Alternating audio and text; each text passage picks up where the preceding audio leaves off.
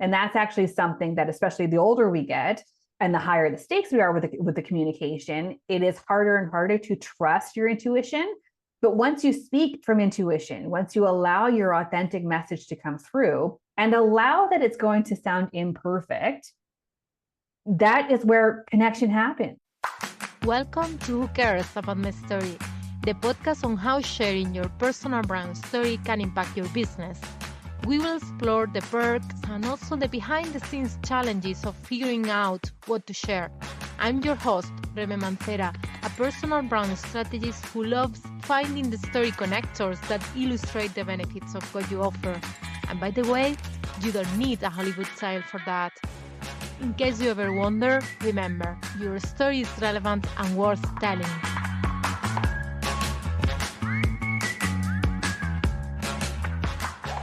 Hey there! Today's guest is Tara McEwen, an award-winning producer, speaker, and the founder of McEwen Media. Tara has an incredible journey from working in TV production for over 20 years to creating her own company, where she helps solopreneurs and thought leaders elevate their brands. In this episode, Tara shares her transition from behind the scenes in television to the forefront of her own business. She explains her path fueled by intuition and the powerful impact of trusting your story. Discover how Tara helps clients not only get booked on TV, but also own their brand story and express it authentically across platforms. You'll learn about Tara's pivot during the pandemic and how it enabled her to become a consultant, filling the gap between TV experts and producers. During the interview, she also highlights how empathy and authentic, imperfect communication can drastically improve your business. Get ready for a really inspiring conversation that's packed with valuable insights. Now, let's start. Welcome to Who Cares About My Story. Thank you, Tara, for being here. I am so excited for this conversation. Oh, thank you, Remy. Me too. And the short answer is I care about your story. Awesome. So please tell us who you are and what you do. Yes. Well, my name is Tara McEwen. I am founder and CEO of McEwen Media. Before that, I spent 20 years working in media. So I've worked for many years in the national television. I've worked in newspapers. So I've just been a lifelong storyteller. And the amazing thing about leaving network television was I was able to then really hone in on the skills that I wanted to highlight and whose stories I wanted to tell. And it was just this amazing opening up of whose stories I could tell, what platforms I could use, and then how I can help people tell their stories better. And the creative inspiration since going out on my own has just been explosive and keeps growing. Amazing. So tell us a bit about your story of how did you get here to this point? It was accidental and on purpose. I think a lot of times, a lot of creative people that I've talked to, we're very good at following our intuition, but we're not always good at trusting it. So I always thought, well, these are daydreams, working for myself and freelancing. This is stuff that, I'll just dream about, but I still have to work for a network. I have to work for a big company. I have to, be in service to someone else that way. But then the pandemic happened. And I think for a lot of people, the COVID experience gave us a chance and unlikely opportunities to reinvent how we do things. So there was a major restructuring for the network that I worked at the time. And bless her heart, my boss's boss knew that I needed something else. We had had conversations even before the pandemic about looking for something else. But she also knew that I was never going to make that jump myself. So I am forever grateful for her for deciding that I needed to be part of that restructuring. I was given a package, and the best part was I got 3 months of free business coaching with someone who helped me see what my future could be and how I could invent my own future, how I could create my own job, my own business. And that was just absolutely incredible. So a lot of things we worked on, I'm still using those tools. I'm still constantly checking in. Well, what skills do I want to highlight right now? Well, how do I want to use my talents to the best of my ability?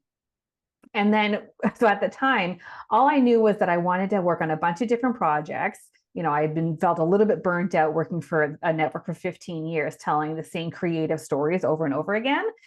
And she said, well, with someone with your experience, you're a consultant, you're not a freelancer. So I said, oh, well, that's interesting. What does a consultant do? And then another great piece of advice that I got from someone was, when you're a consultant or when you're first starting out, just tell people this is what you do. Tell them what skills you want to highlight, and the business will reveal itself, which is exactly what happened. I just started on social media, sharing on Instagram, sharing on LinkedIn. Hey, this is what I'm doing. This is how I feel about it. This is what I have to say about TV. And at the time, we were all still working from home. So I was giving some free advice on how to look better on camera and all this other stuff. And as I was talking about, I'm now out on my own as a media consultant, a lot of on-air experts were coming to me. So people that I had worked with on the show that I was producing, because they were struggling with getting booked during the pandemic. They're like, no one's reaching out to us. They're not booking us for segments. What's going on? So I started answering those questions and figuring out, well, A, your home setup is terrible and the producers are exhausted. They're tired of helping people look better on Zoom. So I'm going to help you with that there. But then in that quick fix situation, also learned that they weren't getting a lot of story support from the shows even before the pandemic. So that's where I noticed a gap, that there was a real disconnect between the experts, the people who are supposed to be the storytellers, and production, the people who are crafting the stories. A lot of it had gotten to a point where it was just like, here's your date. This is the topic you want. Send me your notes. And so then I thought, well, I can actually step in and fill that gap, because for people who were established experts, if they were booked on a bunch of different shows, they weren't getting consistent feedback. So they were starting to lose their essence, their brand, and their story, because they were trying to code switch with all these different shows. And the shows themselves weren't getting quality content because the person that they're working with is still trying to guess. So I thought, well, if I step in and I'm a consistent voice for these experts who are on air, I am their lone creative collaborator. And at the same time, I can easily work with the producers and change the content to fit their needs. Then everyone is happy. I get to be this segment producer for hire, and I'm making things better for the expert. I'm making things better for production. And that the idea just caught fire from there. So I started onboarding clients. My reputation in the television industry changed dramatically. Like, people were like, oh my God, I can't believe that Tara is doing this. I'm so excited to work with her and her clients. And now it's evolved to, I have a group coaching program where I'm teaching people, and it's expanded to not just getting booked on TV, but just owning that brand story in general. As business owners, we have to, that is the biggest skill. We are our biggest asset in terms of marketing our business. But so many times it's similar to the on-air experts who weren't getting feedback and felt like they had to guess over and over and over again about what content they're delivering. There's no one kind of working with you on your story of, well, this is actually how you should be sharing your story on this platform. This is how you should be sharing your story with your team. It's so that's where the skills are evolving too. So it's the never-ending story of how I've gone from there to here. And I love several aspects of this. And one of those is how, for yourself, when you started going on your own business, that having that external overview from someone else, and how now you are the one doing that for your clients, and also filling the gap between the two sides of who is involved in the getting the story right. Yeah, coaching and collaboration are two powerful tools that not enough people use. I'm still using coaches. I build my team based on people that I can collaborate with.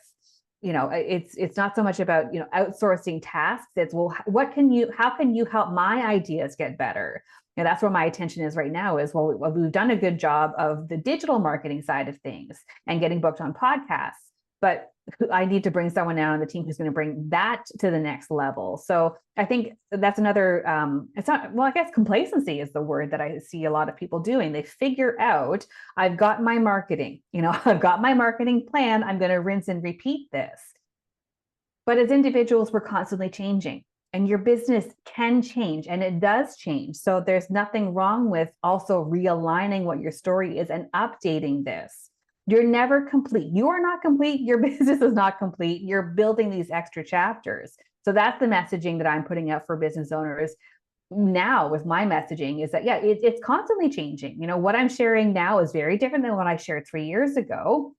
It made sense 3 years ago, and what I'm sharing makes sense right now. And what I share next year is going to make sense for then. But just that this kind of aspect of creative play and creative collaboration, that is what is fueling my growth. And I don't have to do any market research or trend watch. It's just a lot of internal look or internal work.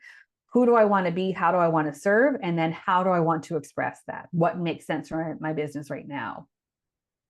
Yeah, absolutely. And it's, as you said, like our businesses are evolving because Mm-hmm. ourselves as a person, as people, we are evolving too. So it's, when someone is starting their business and they want to have the perfect website, it's like your website is going to change because otherwise something is off if your business Yeah. is not evolving in 1 year. It's Yeah.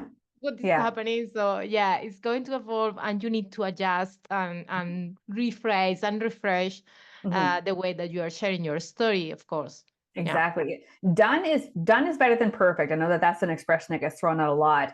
I take that one step further, and that nothing's ever done. Mm. You're always revising. So just get it out, get your first draft out so you can work on it. And actually, this is what I'm working on with a client of mine. She has her business, but now she is expanding into her own thought leadership, and she's overthinking the website. And I'm like, you just need a homepage, just a homepage with your photo, a bio, and then a way for people to book you. Everything else we can add. But for right now, this is landing page. Even if it's like a coming soon, coming to you now, just get it out there, because once it's out there in the physical, then you have to address it. As long as it's in your brain, it will sit there and ruminate and eventually torture you and get stale and start to rot. Your ideas, they want to be realized in some form. So write it down somewhere, get it somewhere, have a placeholder, and then evolve from there. Mm. Yeah. So going to your own story and your own Mm, personal brand story, when did you realize that sharing your story was having an impact in your own mm, business? mm. It was, if I can start with sharing when I realized it wasn't having an impact. So when I first started sharing social media, the interesting thing is, because my background is being a television producer, I'm used to being behind the scenes. My reality was my words are meant to be spoken by someone else. I'm making other people look good. So my marketing approach back when I was a team of just one person, anytime I got a client booked on TV, I would take a screen grab of their segment and then write a synopsis of what the segment was about. And that was it. So I thought my results speak for themselves. And they did, to a point. So people were seeing what I was doing, and they would see those results and say, well, I want what she's having. And that was when they would reach out to me. Where I saw the challenges at that stage, I spent a lot of time in discovery calls explaining what it is that I do. So people would outright say, like, I understand, this client was on this show, but what do you do? Like, what am I paying you for? And even within my referral network, there were people that I've known for years and who have talked to me about my business and my day to day. And even they would ask, well, I want to refer someone to you, but like, what is it that you do? Like, how do you get these people on TV? And there was also a misconception that the shows were paying me to source the talent. It's like, no, the clients are paying me to get booked. It's a different. So I realized I actually need to share more of what I do. It's not the end result that's going to get me business. It's the process.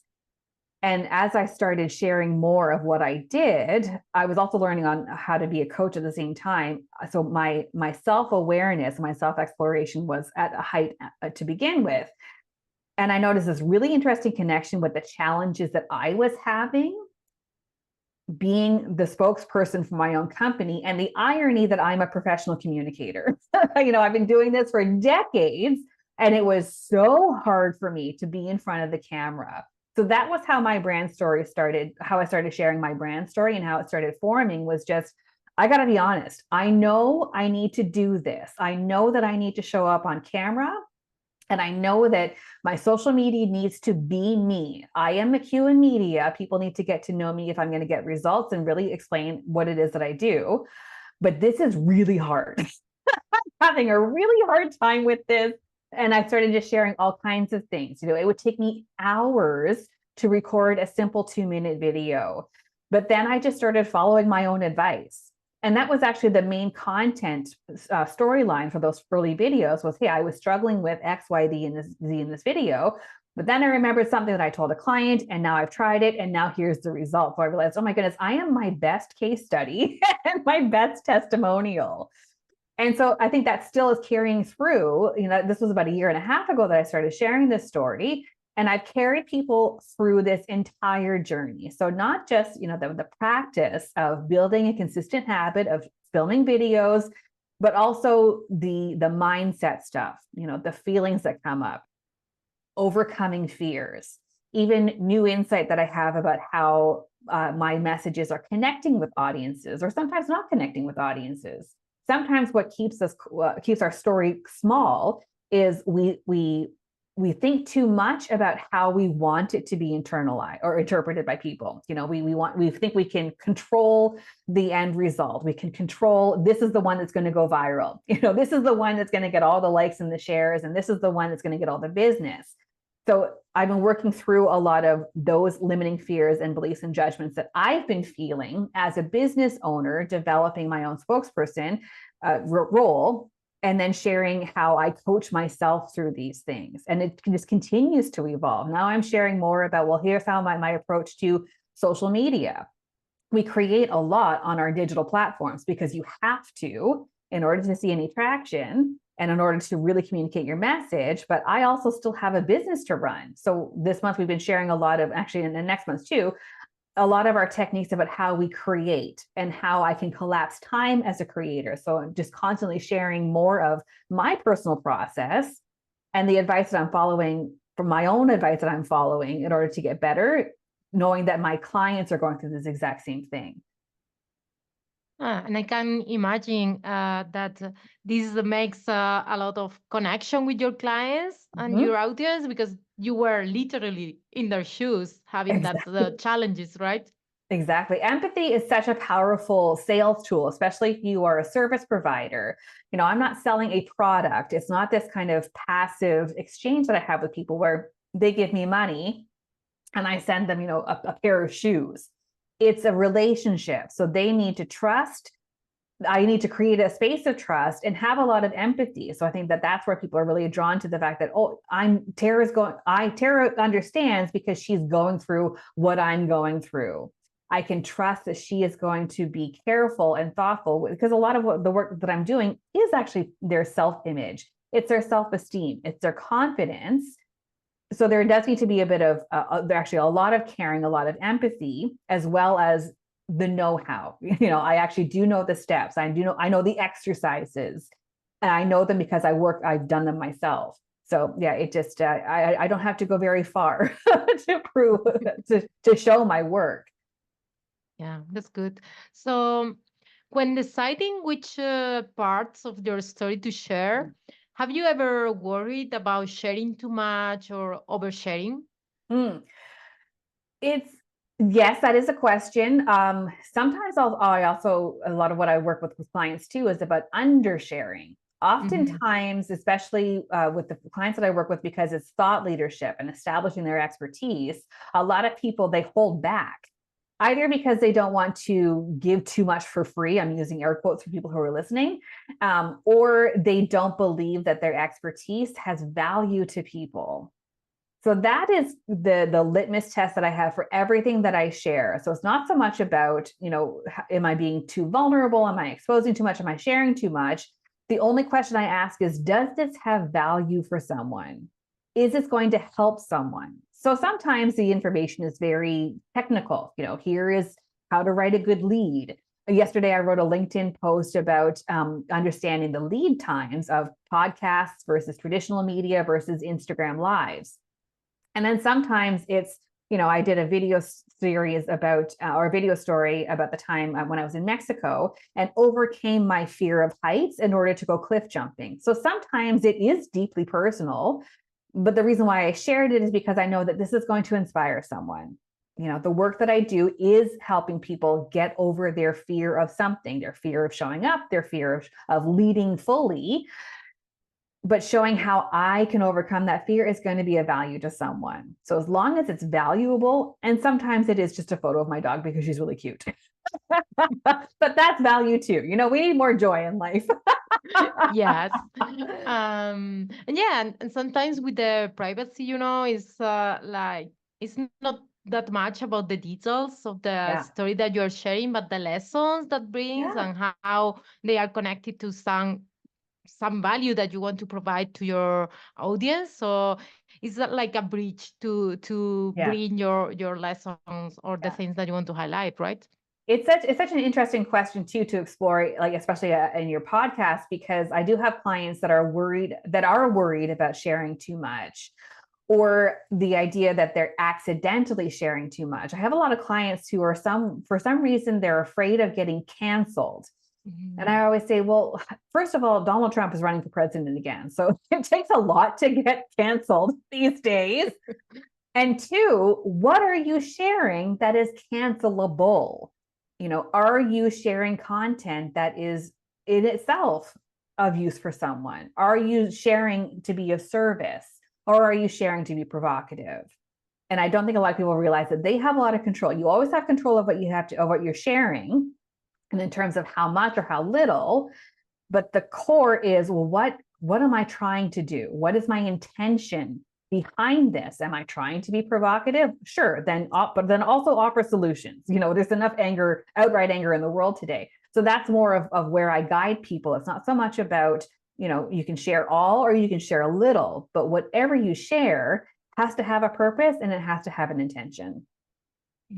Yeah, I totally agree on having an intention and being strategic because it's not Mm-hmm. just about sharing a nice or interesting story. It's Mm-hmm. about what is the reason why you are bringing this story and why it's relevant for your audience and for the what you have to offer to them, right? Exactly. So let's talk now about a pivotal moment that you have had in your business. Um, how did you decide to what to share about this and what to incorporate into your messaging when you had some kind of transition in your business? Hmm.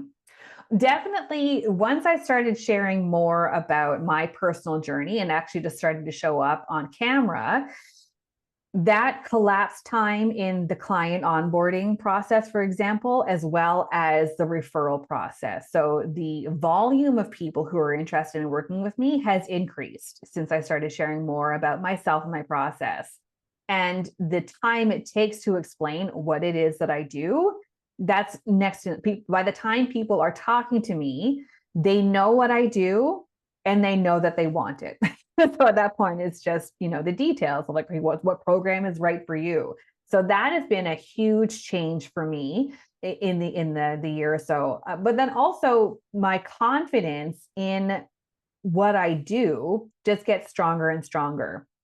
So in terms of the clarity of who I work with, who I want to serve, because I'm practicing that, I'm in that content on a regular basis. I feel like I'm constantly connecting with my why. I'm connecting with my why, I'm connecting with my who. So even when it comes to, when people come to me and we're deciding whether or not to work with each other, I know very quickly if they're going to be the right fit for me. There are also clients where they're not quite ready for me. They don't know. They think that media attention is going to be their secret to success. But once you start peeling away at the layers, it's like, well, hang on, you are doing all of your work one-on-one. You're doing everything. You don't have a scalable product. I can get you on a show where 1 million people are watching. But if 1% contacts you to work with you, I should have done a smaller number, where that's what, 10,000 people. can you handle 10,000 people wanting to work with you? So that's actually been just more of being in the marketing mindset on a regular basis.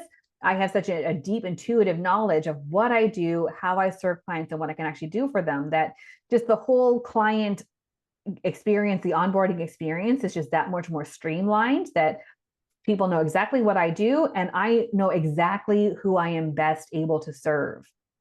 And then I've also introduced some products too, where, you know, if you're still figuring out what your story is, there's now a coaching program to figure that out. There's a coaching program to figure that out. There's a coaching program to actually work on it. And then there's also a coaching program to really take it to the next level. So the more I share my thought leadership, the more I'm just in conversation with the business itself. Hmm. Yeah, this is so interesting. So thank you for sharing. And some other question, because I know that you are an expert on this. So, but sometimes when we work with some other people, they overlook certain parts of their Yeah. own story. So how you handle that as an expert yourself? Hmm. So how you work in the story that you are sharing in your About Me page, or if you need to share like your own business story? Hmm. Uh, to me, it's about holding the full story. This is going to be a very abstract answer. One exercise that I do with clients to really tap into their full expertise, I call it the timeline exercise. A lot of times we fixate, or we restrict our expertise to our current role, you know, our current job, our current business.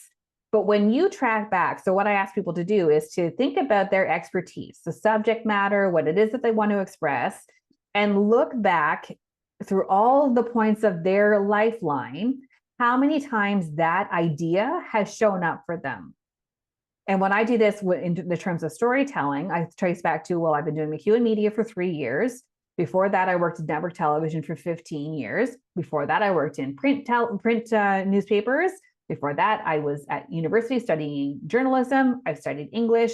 I trace back my storytelling skills to the age of 5 when I wrote my first story. And every time I introduce people to that idea and I have them do the exercise, they realize, oh my goodness, I have been with this subject matter since I was a child. I've been interested in this my entire life.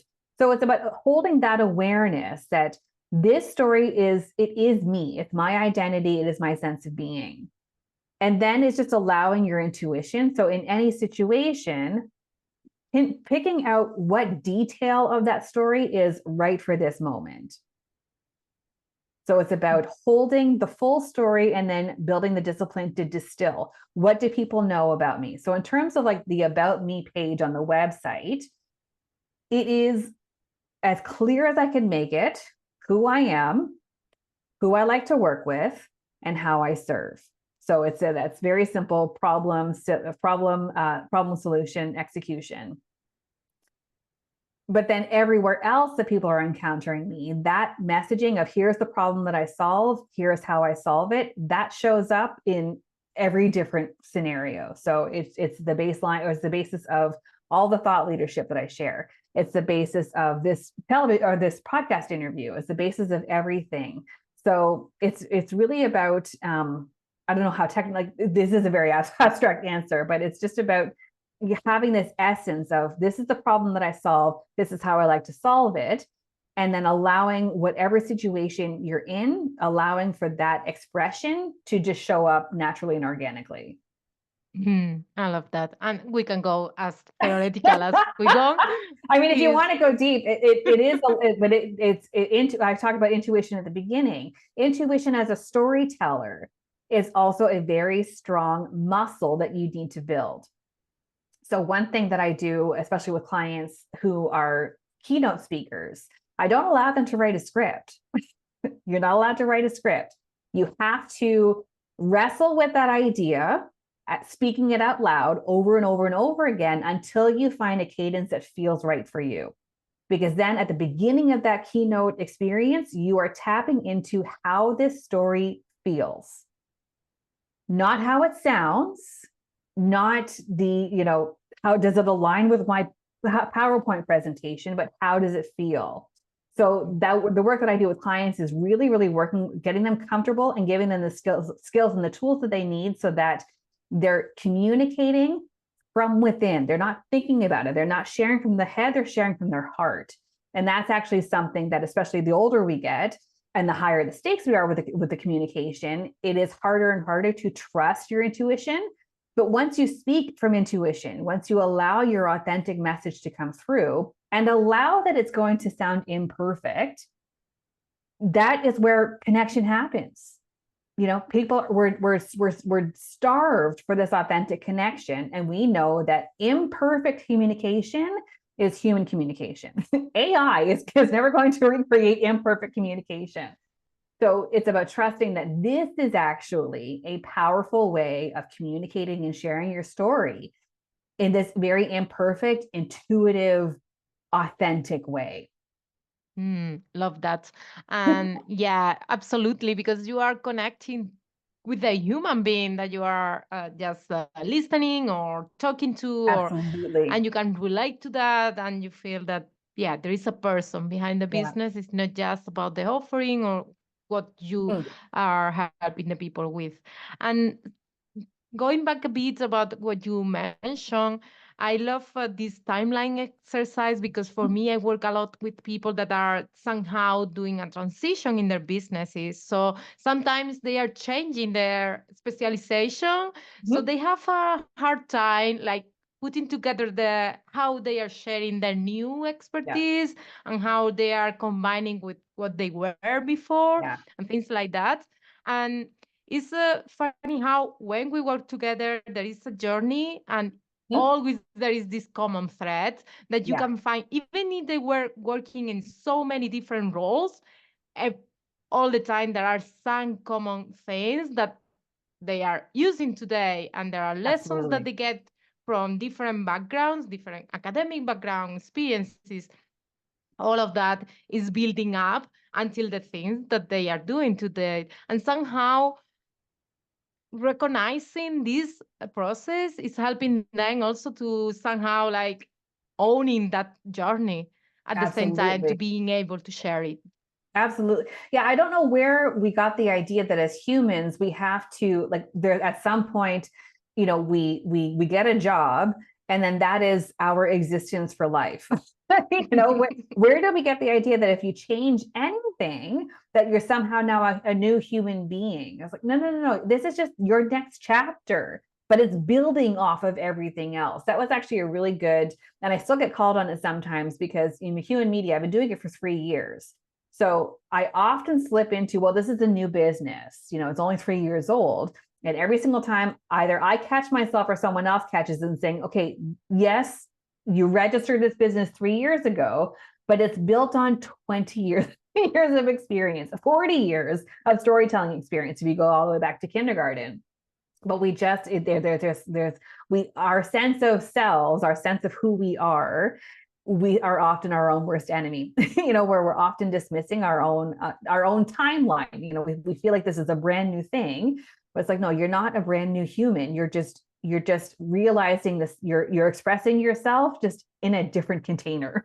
Yeah, absolutely. So one question that I always like to ask is, what part of your personal brand story surprises people the most? Mm. I think what surprises people is that sometimes that I still have challenges with public speaking. You know, they think that it is natural. They think that this is just super, super easy. So the more transparent I am of, no, this is actual work.